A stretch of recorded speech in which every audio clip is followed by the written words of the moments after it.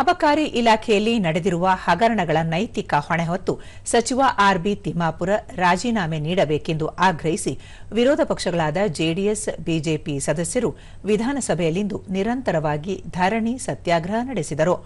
ನಿನ್ನೆಯಿಂದಲೂ ಅಹೋರಾತ್ರಿ ಹೋರಾಟ ನಡೆಸುತ್ತಿರುವ ವಿರೋಧ ಪಕ್ಷಗಳ ಸದಸ್ಯರು ಇಂದು ಕಲಾಪ ಆರಂಭವಾಗುತ್ತಿದ್ದಂತೆ ಸಭಾಧ್ಯಕ್ಷರ ಮುಂದಿನ ಬಾವಿಗಿಳಿದು ಧರಣಿ ಆರಂಭಿಸಿದರು.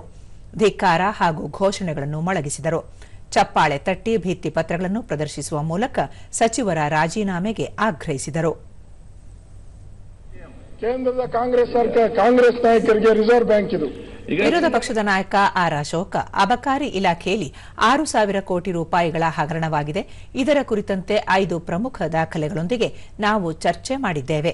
ಸಚಿವರು ಕೂಡಲೇ ರಾಜೀನಾಮೆ ನೀಡಬೇಕು ಅಥವಾ ಮುಖ್ಯಮಂತ್ರಿಯವರು ಕ್ರಮ ಕೈಗೊಳ್ಳಬೇಕು ಎಂದು ಆಗ್ರಹಿಸಿದರು.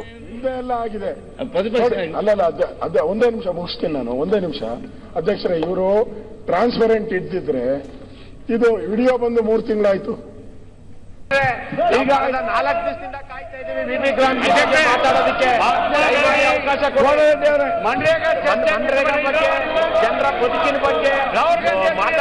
ಬೇರೆ ಬೇರೆ ರಾಜ್ಯಗಳಲ್ಲಿ ನಡೆಯುತ್ತಿರುವ ಚುನಾವಣೆಗೆ ಕರ್ನಾಟಕದಲ್ಲಿ ಭ್ರಷ್ಟಾಚಾರ ಮಾಡಿ ಹಣ ರವಾನೆ ಮಾಡಲಾಗುತ್ತಿದೆ.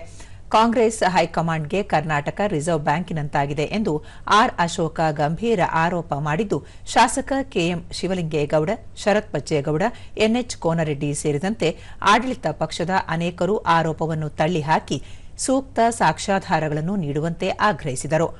ಆಡಳಿತ ಮತ್ತು ಪ್ರತಿಪಕ್ಷಗಳ ನಡುವೆ ಅಬಕಾರಿ ಇಲಾಖೆಯ ಭ್ರಷ್ಟಾಚಾರಕ್ಕೆ ಸಂಬಂಧಪಟ್ಟಂತೆ ಇಡೀ ದಿನದ ಕಲಾಪದುದ್ದಕ್ಕೂ ಮಾತಿನ ಚಕಮಕಿ, ಆರೋಪ ಪ್ರತ್ಯಾರೋಪಗಳು ಕೇಳಿಬಂದವು.